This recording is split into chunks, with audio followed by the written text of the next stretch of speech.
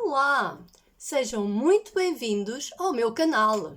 Eu sou a Ana, a criadora de sonhos e de projetos. Ajuda a pintar a tua vida com as cores do arco-íris. No vídeo anterior, eu dei-vos algumas dicas para quartos infantis. Hoje vou-vos dar algumas dicas em como decorar um quarto infantil, mas Montessori. Já ouviram falar do que é um quarto Montessori? Então é assim, o estilo foi criado para estimular a autonomia da criança, criatividade, a liberdade e, sem esquecer, claro, a segurança e a diversão. O método Montessori prioriza a autoeducação, ou seja, o quarto deve oferecer elementos posicionados na altura da criança, que estimulem o desenvolvimento e a autonomia de forma segura, para que ela se sinta à vontade para explorar o seu espaço. Portanto, o quarto deve ser para ela, só para ela, não para os pais. E todos os elementos devem estar posicionados à altura da criança. Crianças, segundo especialistas, crianças que crescem num quarto Montessori começam a andar mais rápido, têm um desenvolvimento maior e costumam ser muito criativas. Então, quais são as dicas que eu hoje vos trago para o quarto Montessori? Então, vou falar sobre os elementos principais do quarto Montessori. A cama. A cama deve estar ao nível do chão para não funcionar como um castigo, mas algo para brincar e incutir liberdade e independência. Sabem aquelas camas de grades? Geralmente as crianças associam a prisão. A primeira coisa que elas fazem quando acordam é chorar. Porquê? Porque não se sentem bem ali naquele espaço, certo? Pronto. Então, a cama deve estar então posicionada no chão. Deve ter estrado por causa das alergias e a estrutura tem de ser rija e estável. Com o colchão baixo, quando a criança acorda, ela pode simplesmente levantar-se e começar a brincar ou a fazer as suas atividades, sem necessidade de que o pai ou a mãe precisem tirá-la da cama. Portanto, ela própria sai da cama e começa a brincar no seu quarto. Sabem que a cama casinha está muito em voga hoje em dia. A mesa de cabeceira deve ficar posicionada ao lado da cama, com um candeeiro a pilhas para que a criança possa ligar e desligar. O espelho. O espelho é muito importante para a autoestima e autorreconhecimento da criança.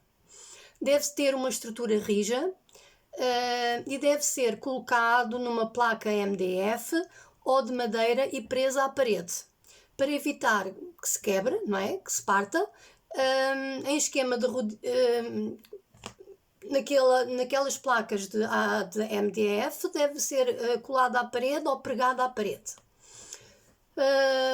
Ok, prateleiras. As prateleiras devem ser abertas, devem ser modulares, para a criança ir buscar os brinquedos facilmente.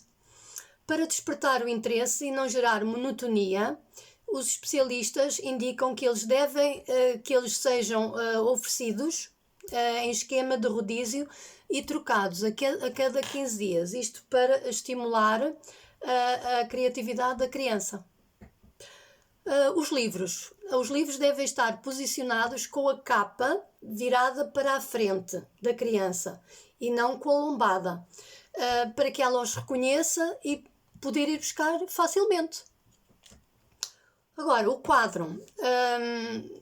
Já agora é importante não esquecer de usar um pequeno espaço no quarto para o desenho livre. Aqueles quadros em ardósia, em que a criança pode desenhar, pode dar asas à sua criatividade. Porque assim vocês não correm o risco de ficarem com as paredes todas pintadas, como geralmente acontece. E isto estimula a criatividade da criança. Relativamente aos tapetes e às carpetes, os tapetes e as carpetes devem ser antialérgicos, de preferência para proporcionar experiências sensoriais, ok? E também servem para delimitar o espaço das brincadeiras para os adultos. Dê preferência sempre a soalhos de madeira. Os soalhos em azulejos, por exemplo, são muito frios e não convém.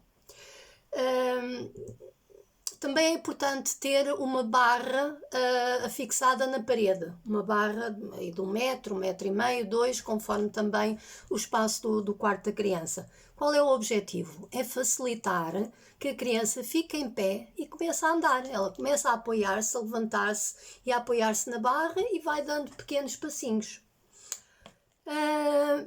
Então, para isso, todo o ambiente deve ser projetado sob a ótica dos pequenos.